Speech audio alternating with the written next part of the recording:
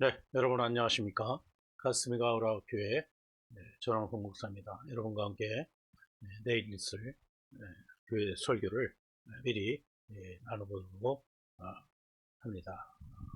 부족하지만 같이 하나님의 말씀을 나눈다는 생각을 가지시고 함께 하시면 좋겠습니다. 오늘 본문의 말씀은 시편 23편 6절입니다. 같이 읽읍시다. 내 평생의 선하심과 인자하심이 반드시 나를 따르리니 내가 여호와의 집에 영원히 살리로다. 아멘. 아멘. 다시 한번 읽읍시다. 시편 23편 6절. 내 평생의 선하심과 인자하심이 반드시 나를 따르리니 내가 여호와의 집에 영원히 살리로다. 아멘. 아멘. 오늘 말씀의 타이틀은 여호와의 집에라는 말씀으로 여러분과 함께 말씀을 나누겠습니다. 다윗은 시편 23편에서 하나님께서 자신의 생애에 행하신 것을 축약하여 하나님을 찬양하고, 이제 그 6절에 와서는 그 결론을 내리고 있으며 자신의 소망을 또한 말함으로써 그의 찬양을 마치도록 그렇게 합니다. 여러분도 자신의 생애에 결론을 내릴 때가 되지 아니할까. 물론 저도 이제 그렇습니다만, 이제 인생은 하나님 앞에 태어나서 하나님 안에서 살다가 하나님 앞으로 돌아가는 것이 인생이 아니겠습니까?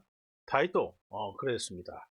이제 시편 23편의 말씀은 그의 대표적인 말씀이기도 하고, 이제 우리 인생에게 주는 누구에게나 이 말씀이 해당된다고 저는 굳게 믿고 있습니다.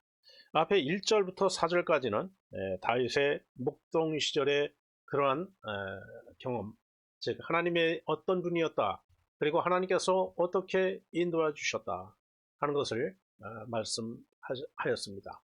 그는 여러분 잘 아시다시피 이제 이세의 8째 아들로서 태어납니다. 당시에는 이제 목동의 일이 그렇게 환영받는 직업이 아니라 도리어 무시되고 멸시되는 그러한 직종 중에 하나였습니다. 요즘은 뭐 3K 이렇게 얘기를 하는 말도 있습니다만은, 그 당시에 목동이라는 직업은 아주 하기 싫어하고 귀찮고 아주 미천한 자의 직업이 목동이었다고 합니다. 그래서 이제 정할 것도 없으면 목동이나 하고 또 남의 집에 양을 돌보는 그러한 일들이 많았다고 합니다. 그래서 예수님께서 또 말씀하시기에 싹군 목자에 대한 이야기도 말씀하시는 것이 전혀 틀린 이야기가 아니라 실제로 있었던 말이라고 할 수가 있겠습니다. 아무튼 그는 이세의 집안에 막내로 태어나서 이제 형들처럼 중요한 일을 한 것이 아니라 들에 나가서 양들을 키우고 또 양들을 보살피는 일을 했습니다. 그때에 하나님께서 그에게 어떻게 하셨는가를 잘 설명을 하고, 그로 인하여 하나님을 찬양했습니다. 그는 아침에 일찍 일어나서 양들을 데리고 이제 광야로 나갑니다. 광야로 나가서 풀이 있는 곳을 찾아다니면서 양들을 인도했고, 또 저녁쯤 되면 양들을 이끌고 물을 찾아서 물을 먹이고, 그리고 어둑어둑해지면 집으로 돌아오는, 아니면 그 들에서 돌을 쌓고 이제 가시덤불을 만들어서 늑대나 또 곤들, 또 사자들, 이러한 맹수들이 침범하지 못하도록 이제 우리를 만들고 그 밖에서 이제 야속을 하는 그러한 일이 많았습니다. 그래서 예수님께서도 탄생했을 때 양들의 목자들이 밤하늘에 천사들이 나타나는 거고, 또 천사가 목동들에게 알려줌으로 해서 예수님의 탄생을 이제 다른 사람들에게, 온 세계에 전파될 수 있도록 그렇게 했던 것을 우리 누가복음에서 잘 보고 있지 않습니까? 자, 아무튼 이제 다윗은 그러한 목동 생활을 통하여서 하나님과 아주 친밀한 관계를 가졌던 것 같습니다. 그것은 그의 시편에 모두 기록되어 있고, 또한 그의 삶 자체가 하나님과 함께하는 그런 삶을 살게 됨으로 해서 하나님께서 그를 또 귀하게 여기셨고, 귀하게 여기신 나머지 이제 5절 6절에 이제 넘어와서 이제 하나님께서 그에게 식탁을 베푸셨다 말씀하시고, 또 이제 기름을 부으셔서 왕으로 세운 사실을 다윗은 아주 잘 알고 있었습니다. 그래서 그가 이제 하나님 앞에 마음에 드는 자로, 하나님께서 그를 극진하게 사랑하시게 되는 관계로 이제 그를 맞이해 주셨고 일생을 인도해 주셨다고 그는 고백하고 있습니다. 오늘 특별히 이제 6절에 와서 그에게 마무리되는 인생의 귀한 그 시절을 보낸 것을 마무리하는 말씀으로 저는 이해하고 있습니다. 그래서 이제 시편 23편이 언제 기록되었는가, 다윗 생애에서 젊었을 때냐 늙었을 때냐 이런 식으로 이제 죄송합니다. 그런 식으로 생각을 한다면은 이 시편 23편의 말씀은 그의 인생의 말년의 말씀이 아닌가, 그렇게 생각해 봅니다. 자, 아무튼 이제 그가 시편 23편 6절에서는 내 평생의 선하심과 인자심이 반드시 나를 따르리니 내가 여호와의 집에 영원히 살리로다. 이제 자기의 인생이 하나님의 선하심과 인자심이 따랐다. 그래서 그가 하나님 앞에 살게 되었고 하나님도 그를 내 마음에 맞는 사람이라고 말씀할 정도로 그를 칭찬했던 그가 이제 영원히 살 곳, 즉 여호와의 집에 살 것이라고 말씀을 합니다. 자, 이제 가장 볼품없는 그가 하나님의 특별하신 사랑과 보호, 인도하심이 받아서 하나님 앞에 서게 되고 지금까지도 제일 유명한, 제일 높임을 받는 왕으로서 세움을 받은 그가 하나님의 은혜라고 말하고 있습니다.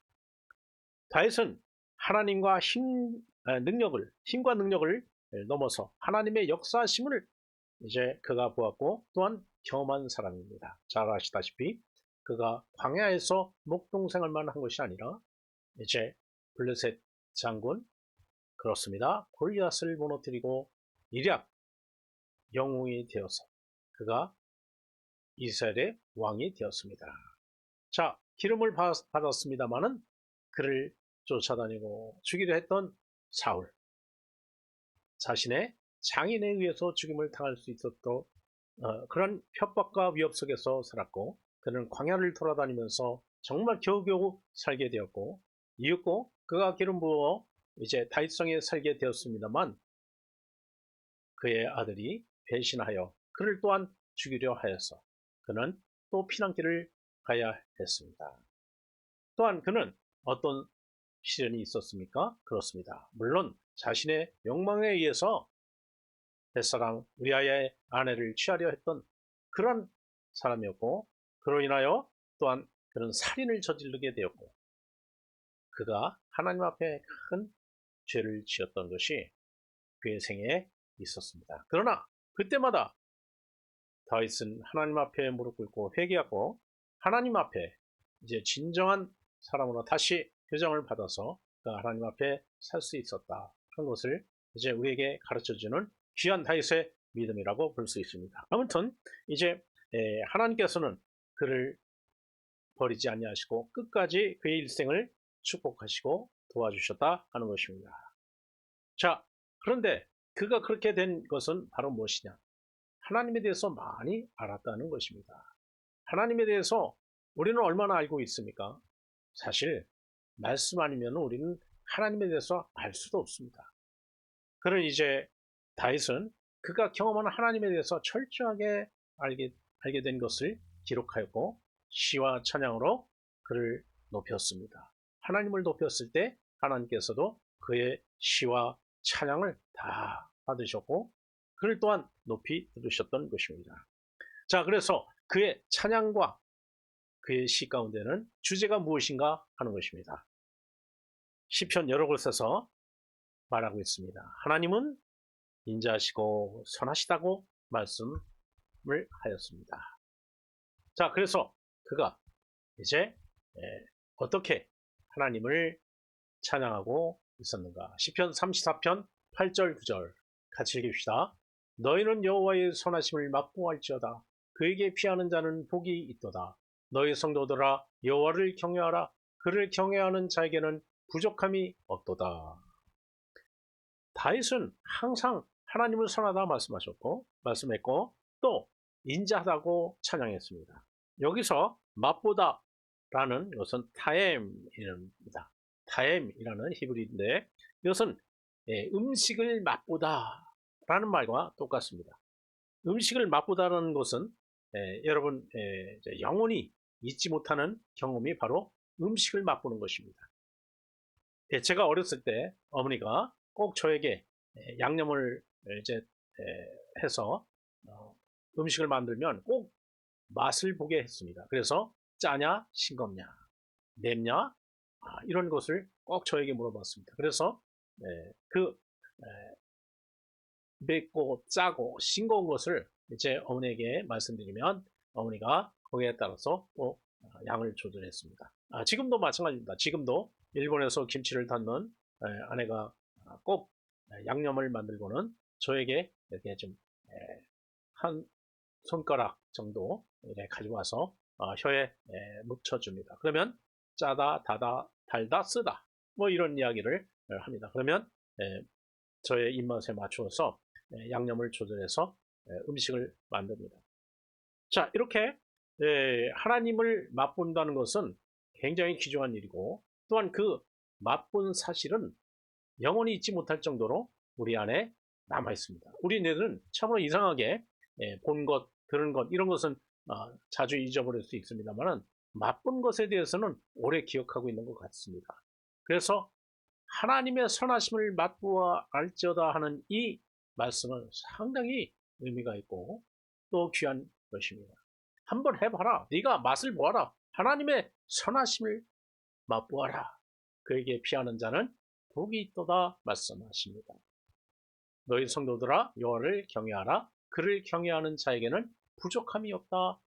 다윗은 우리에게 가르쳐주고 있습니다. 그렇습니다. 하나님의 선하심은 우리가 맛보알고 또 여호와를 경외하는 그 존경의 마음, 그 믿음을 가지고 사는 자에게는 부족함이 없다고 다윗은 이야기하고 있습니다. 바로 그가 그러한 경험을 했기 때문에 그렇습니다. 이제 하나님을 안다는 것은 그렇게 귀하고 아주 귀한 것입니다. 내 삶 속에서 말씀이 그대로 작동되어 그 빛이 드러나는 것, 그 말씀대로 내가 살아보았더니 그 말씀 속에 있던 약속이, 은혜가, 힘이, 능력이 내 것이 되었다는 다윗의 그 맛보음이 우리에게도 실제로 일어나는 사건이 된다 하는 것입니다. 그렇습니다. 다윗은 언제나 어디서나 하나님을 맛보아 안 귀한 사람이었습니다. 이제 우리는 하나님께서는 언제나 준엄하시고 무서운 아버지라고 생각하기가 쉽습니다. 아버지를 맛보았다는 얘기하죠. 어떤 신학자들은 육신의 아버지를 보고 하나님 아버지도 그러한 분이라고 생각하는 경우가 많다고 합니다. 즉 어렸을 때 경험한 아버지가 하나님 아버지도 그러한 것이라고 그럴 것이라고 하나님의 성품이 그럴 것이라고 예측을 해서 하나님 앞에 가까이 가기를 꺼려하는 사람이 있고 아니면 하나님에 대한 생각이 전혀 달라서 하나님께 등을 돌리는 사람도 있다고 합니다. 이제 그런 생각으로 그런 것으로 생각한다면 이제 아버지와의 관계가 좋았고 이제 죄송합니다. 아버지의 관계가 좋았고 아니면 아버지와의 관계가 아주 어려웠던 그런 것은 그런 것으로 이제 선입견이 있기 때문에 마이너스적으로 하나님을 생각해서 하나님은 이제 아주 엄하시고 아주 엄벌에 처하시는 하나님이기 때문에 조금이라도 잘못하면 하나님으로부터 떨어질 수밖에 없다. 그렇게 생각하는 사람이 있다고 합니다. 그래서 하나님께 대해서 바른 신앙을 갖기가 어렵고 아버지가 오버랩이 되어 이제 하나님을 떠나는 사람이 있다고도 하는 것입니다. 그래서 이런 마이너스적인 생각, 마이너스적인 믿음은 원수마귀가 주는 하나님에 대한 오해인 것입니다. 우리가 속고 있습니다. 이 말씀을 가만히 보면 다윗은 하나님에 대해서 어떻게 생각하는가, 자신이 맛보아한 하나님에 대해서 아주 자세하게 소개하는 말씀이 되겠습니다. 자, 이제 그 말씀을 소개합니다. 시편 103편 3절에서 5절. 그가 내 모든 죄악을 사하시며 내 모든 병을 고치시며 내 생명을 파멸해서 속량하시고 인자와 공일로 관을 세우시며 좋은 것으로 내 소원을 만족하게 하사 내 청춘을 독수리같이 새롭게 하시는도다. 아멘. 이제 다윗의 고백은 내 모든 죄악을 사하시며 내 모든 병을 고치신다. 그렇습니다. 아버지의 용서, 아버지의 용서. 그리고 우리가 봤을 때 아버지께서 밤을 새서 병을 간호하고 그러했던 것을 기억하게 하는 그런 귀한 말씀이 아닙니까? 그렇습니다. 내 생명을 파멸해서 속량하시고 인자와 공일로 관을 씌우셨다. 그렇습니다. 여러분도 어린 시절에 어쩌면 이러한 경험이 있을 수 있습니다. 그래서 이제 정말 어려운 그런 때도 아버지가 나타나셔서 모든 것을 다 해결해 주시고 또 우리를 기쁘게 받아주셨던 기억 있지 않습니까? 그래서 우리에게 좋은 것으로 소원을 만족하게 하시고 내 청춘을 독수리같이 새롭게 하신다. 우리를 격려하시고 위로하시고 밀어주시고 땡겨주시는 자상한 아버지, 돌보시는 아버지. 이 하나님 아버지를 다윗은 이렇게 이야기했습니다. 그래서 그는 선하시다, 인자하시다 하는 고백이 바로 나왔던 것입니다. 자, 그 다음에 말씀 보십시다. 시편 103편 8절부터 10절. 여호와는 긍휼이 많으시고 은혜로우시며 노하기를 더디하시고 인자하심이 풍부하시도다. 자주 경책하지 아니하시며 노를 영원히 품지 아니하시리로다. 우리의 죄를 따라 우리를 처벌하지는 아니하시며 우리의 죄악을 따라 우리에게 그대로 갚지 아니하셨으니. 그렇습니다. 하나님은 긍휼이 많으시고 은혜로우시고 노하기를 더디하신다. 하나님께서 노하기를 더디하지 아니하시고 인자하심이 없으시다 그러면 살아남을 인류는 한 명도 없을 것입니다. 하나님은 긍휼이 많으시고 은혜로우신 하나님이기 때문에 우리를 자주 경책하지 아니하시고 노를 영원히 품지 아니하시고, 우리가 그런 말을 하죠. 꽁한다 하는 말, 여러분 많이 하실 줄 압니다. 뒤에 남는 감정이 없다 말씀하시죠. 우리 하나님은 그런 분입니다. 우리의 죄를 따라 우리를 처벌하지 아니하시고, 그렇습니다. 우리 아버지는 어떻습니까? 우리 아버지는 우리가 좀 잘못하면 혼내기도 하시고 벌 세우기도 하시고 그렇지 않았습니까? 그러나 우리 하나님 아버지는 우리를 그걸로 인하여 처벌하지 아니하시고 경고하시고 이제 징계하시는데 우리가 감당하지 못할 징계를 하지 아니하시고 돌아서기를 기다리시는 인자하신 하나님을 우리에게 말씀해 주고 계십니다. 우리의 죄악을 따라 우리에게 그대로 갚지는 아니하셨다. 참으로 놀라운 말씀이지 아닙니까? 여러분, 그렇습니다.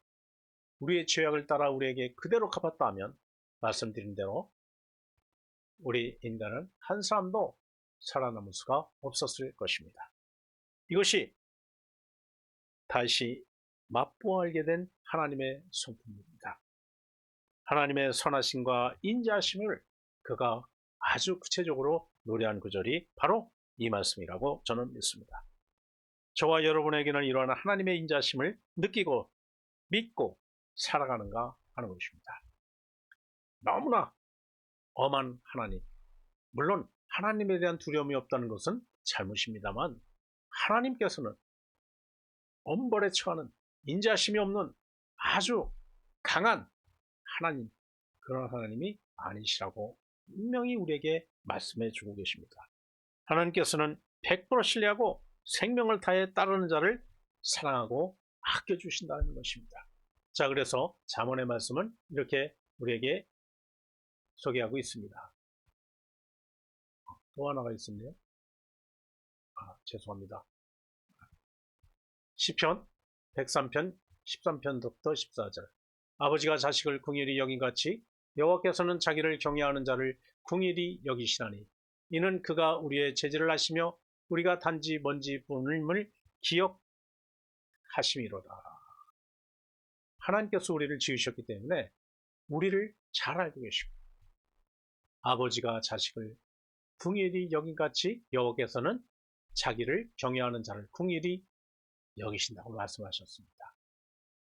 하나님은 우리를 당신의 자녀로 삼으셨습니다. 예수 그리스도를 영접하는 자에게 하나님의 자녀가 되는 권세를 주셨기 때문에 예수 그리스도를 믿는 우리에게는 하나님께서 아버지 되심을 믿고 고백하는 그런 놀라운 일이 우리에게 있는 것입니다. 그래서 하나님은 자기를 경외하는 자를 불쌍히 여겨주신다.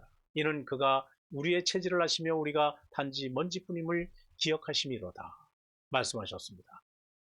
왜? 우리는 흙에서 나온 인간이라는 것, 흙에서 나온 생명이라는 것을 아버지 하나님께서 누구보다 잘 알고 계시기 때문에 그런 말씀을 우리에게 하신 것입니다. 이 말씀은 너무나 귀하고 우리를 이해할 수 있는 유일하신 하나님이시다. 우리를 이끌어 주시는, 우리를 이제 일깨워 주시는 귀한 말씀입니다. 그래서 하나님을 100% 신뢰하고 생명을 다해 따르는 자를 이렇게 아껴 주십니다. 잠언 18장 17절. 나를 사랑하는 자들이 나의 사랑을 이루며 나를 간절히 찾는 자가 나를 만날 것이니라. 아멘. 나를 사랑하는 자들이 나의 사랑을 믿는다고 말씀해 주고 계십니다. 하나님을 사랑하는 자는 하나님께서도 그를 알고 그를 사랑해 주시고 아껴 주시고 그의 선하심과 인자심을 나타내 보여주신다는 것입니다. 자, 그래서 하나님께서는 우리가 어떻게 하기를 원하십니까? 하나님을 사랑하라고 말씀하십니다. 이제 하나님께서 우리에게 이러한 말씀을 하시는 것은 하나님 자신이 사랑받기 원해서 그러는 것이 아니라 우리 인간에게 하나님을 가까이 할 수 있는 마음을 주셔서 하나님이 그에게 나타남으로 해서 그 인간이 하나님의 은혜 가운데, 하나님의 능력 가운데, 하나님의 힘 가운데 살 수 있도록 인도하시기 원하셔서 그 말씀을 우리에게 해주시는 것입니다. 그래서 하나님과 다윗 사이에는 긴장감이 없는, 따지는 것이 없는 그런 사이였습니다. 그래서 내가 내 마음에 맞는 사람이라고 말씀해 주고 계십니다. 하나님의 사랑과 다윗의 사랑이 그의 평생 함께하였고 그에게 다윗에게 하나님께서는 원수 앞에서도 식탁을 준비하셨고 머리에 기름을 부으시고 이스라엘의 왕이 되게 하신 그런 위대하신 하나님이십니다. 왕이 되려던 어떤 사람보다 하나님께서 왕으로 그를 만드신 그것이 얼마나 크고 귀한 일입니까? 그렇습니다. 우리는 하나님 앞에서 이런 자가 되어 하나님 영광의 빛을 높이 드는 자가 되어야 할 것입니다. 그렇다면 다윗이 누리고 또한 하나님께서 주시고자 하는 것이 바로 무엇이냐 하는 것입니다. 그 결론이 무엇이냐 하는 것이죠. 다윗은 언제나 하나님의 계신 곳을 주목했습니다. 이제 다윗이 주목한 것은 이 세상에 있는 것이 아니라 하나님께서 계실 것을 언제나 주목해 왔습니다. 시편 27편 4절. 내가 여호와께 바라는 것 한 가지일 그것을 구하리니 곧 내가 내 평생에 여호와의 집에 살면서 여호와의 아름다움을 바라보며 그의 성전에서 사모하는 그것이라. 아멘. 하나님의 성전 그곳에는 무엇이 있길래 그가 그렇게 사모하고 있었습니까? 그것은 안식과 평안이 있는 따뜻한 위로와 격려가 있는 곳이기 때문에 그는 여호와의 전을 사모했습니다. 내가 여호와께 바라는 것 한 가지, 그것이 바로 뭐다? 여호와의 집에 사는 것이다. 여호와의 집에 사는 것. 그래서 그가 이제 모든 것을 다해, 모든 물자를 다해서 이제 하나님의 성전을 세우려고 하였습니다만, 하나님께서는 그가 피를 너무 흘렸기 때문에, 피 흘린 사람이 성전을 지으면 주위에 있는 나라들과 주위에 있는 사람들이 하나님께 영광되지 않은 것을 이제 하나님께서는 아시고 그의 아들에게 성전 짓는 것을 허락해 주셔서 그는 아쉽지만 자기가 눈앞에 있는 성전을 짓지는 못하였습니다. 그러나 하나님께서는 더 큰, 더 위대한 성전을 허락해 주셨습니다. 바로 이것입니다. 요한복음 2장 19절부터 21절 같이 읽읍시다. 예수께서 대답하여 이르시되 너희가 이 성전을 헐라 내가 사흘 동안에 일으키리라. 유대인들이 이르시되 이 성전은 46년 동안 지었거늘 네가 3일 동안에 일으키겠느냐 하더라. 그러나 예수는 성전된 자기 육체를 가리켜 말씀하신 것이라.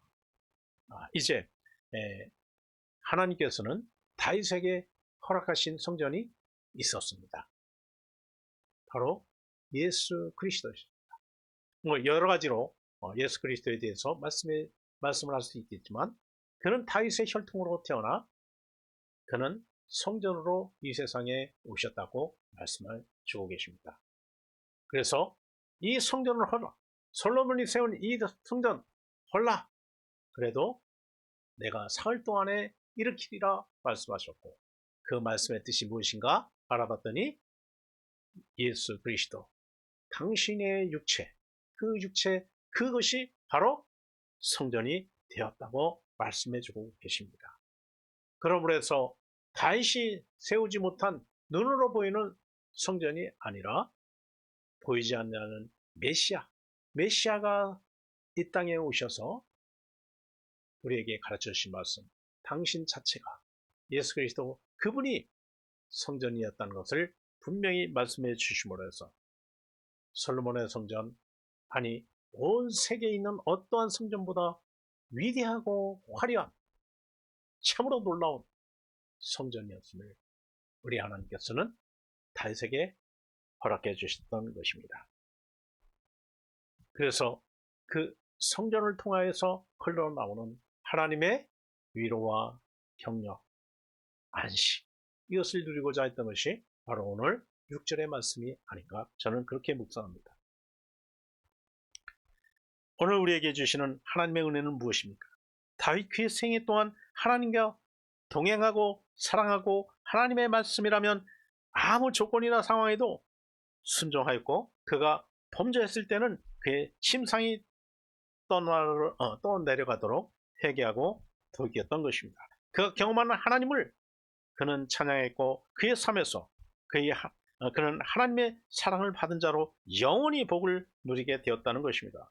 그는 최후에 살 곳은 하나님의 성전임을 깨달았으며 우리에게도 하나님의 성전에서 살기를 원하고 있는 것입니다.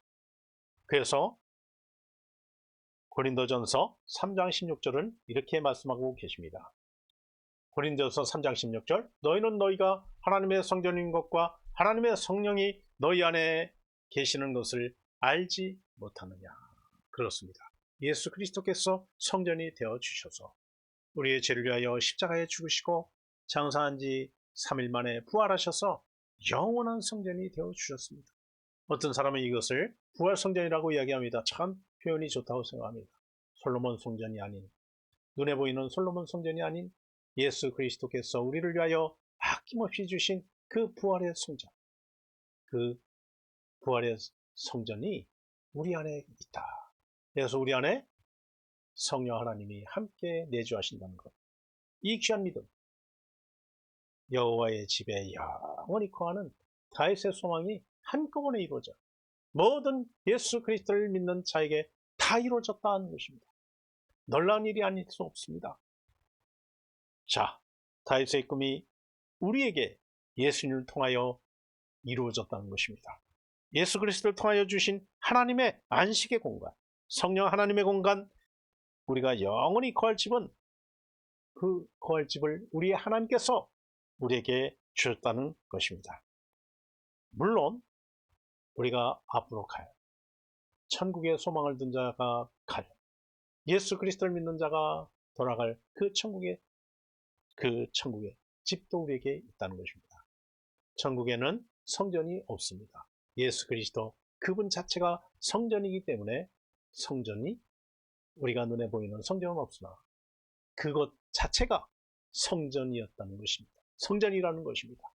그러나 우리가 하나님 앞에 태어나서 인생을 살다가 하나님의 영원하신 성전으로 돌아가는 것입니다. 자, 다윗은 시편 23편을 통해서 하나님께서 자신을 어떻게 여겨주셨는가, 자신의 평생이 하나님 앞에서 어떤 존재인가를 말하여 주었습니다. 자, 이제 다시 한번 되돌아본다면 1절부터 3절까지는 목동의 시절에서 하나님께서 그를 돌보아 주셨고, 광활한 광야에서 하나님을 찬양하고 하나님을 영광스럽게 한 그가 긴밀한 하나님과의 관계를 맺었고, 또한 4절부터 5절에는 사울에게 쫓기고 압살롬의 반역에서 죽을 그에게 하나님께서도 그 직전에서도 식탁을 베푸시고 머리에 기름을 부으셨다, 그렇게 찬양하고 있습니다. 이 파란만장의 그의 삶 속에서도 푸른 풀밭 맑은 시내 사망의 골짜기에서 인도하시는 하나님을 신뢰하였고, 마침내 원수의 적의 앞에서도 하나님은 그를 VIP로 여겨 주셨다는 것입니다. 그래서 그에게 상을 베푸시고 기름을 부어 주셔서 왕이 되게 하시고 영원히 지금까지도 존경받게 하시고 하나님의 집에 영원히 거하게 하시는 하나님을 찬양하게 하였습니다. 우리 하나님께서는 이 다윗의 것을 예수 그리스도를 통하여 우리에게도 주십니다. 요한복음 3장 16절, 1장 12절, 하나님이 세상을 이처럼 사랑하사 독생자를 주셨으니 이는 그를 믿는 자마다 멸망하지 않고 영생을 얻게 하려 하심이라. 영접하는 자, 곧 그 이름을 믿는 자들에게는 하나님의 자녀가 되는 권세를 주셨으니. 그렇습니다. 다윗이 받았던 그 식탁, 그 기름은 바로 우리에게 이것을 주시기 위한 하나님의 놀라운 사랑입니다. 독생자 예수 그리스도를 주셔서 우리가 예수 그리스도를 믿고 영접하면 멸망하지 않고 영생을 얻게 하시는 하나님의 크신 선하신 인자심, 그리고 그를 영접하는 자, 곧 그 이름을 믿는 자들에게는 하나님의 자녀가 되는 권세로서 이 세상을 정정당당하게 살아갈 수 있도록 함께 하신다는 것입니다. 우리가 시편 103편의 말씀을 아주 토막내서 읽었지만, 그러나 103편 그 자체가 아버지의 마음으로 적은 귀한 말씀입니다. 그래서 이 말씀을 통해서 우리는 하나님의 자녀가 되는 권세로서 이 세상을 살아나가는 것입니다. 하나님께서 예수님을 주신 것은 바로 이러한 다윗의 복을 우리에게 주시기 위함이며, 또한 우리에게 다윗의 반열에 세워주심으로 말미암아 다윗이 누렸던 복을 우리에게 누릴 수 있도록 하시는 하나님의 크신 은혜와 선하심과 인자하심입니다. 그렇습니다. 예수를 믿는다는 것이 바로 이런 것입니다. 다윗의 축복이 예수 그리스도를 통하여 우리에게 넘치시기를 간절히 기도합니다. 축복합니다. 감사합니다. 아멘. 할렐루야. 네, 일본어로 설교하는 것보다 한국어로 설교하는 것이 더 어렵습니다. 참 많이 감안해 주셔서 감사합니다. 기도 부탁드립니다. 감사합니다.